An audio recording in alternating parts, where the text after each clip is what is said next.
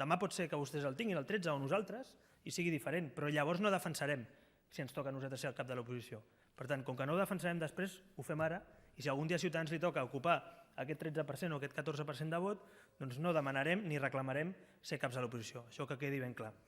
Imagini's qui seria el cap de l'oposició futur en un Parlament amb 4 partits que tenen un 12, un 13, un 10, un 11% de vot.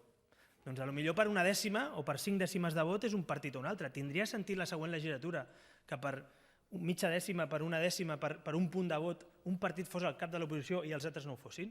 Jo els he dit, nosaltres no jugarem a això.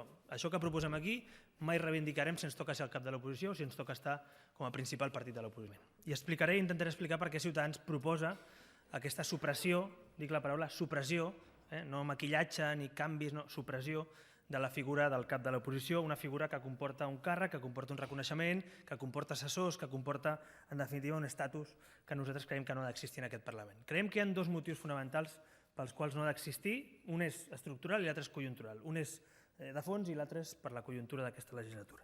En el primer cas, aquest Parlament, no sé si vostès ho saben, però no és un Parlament bipartidista. És un Parlament amb 7 grups parlamentaris, de moment. Amb la qual cosa no té cap sentit que un Parlament com aquest tècnicament tingui un cap de l'oposició. Perquè, entre d'altres coses, l'oposició s'exerceix, no es diu, es fa oposició.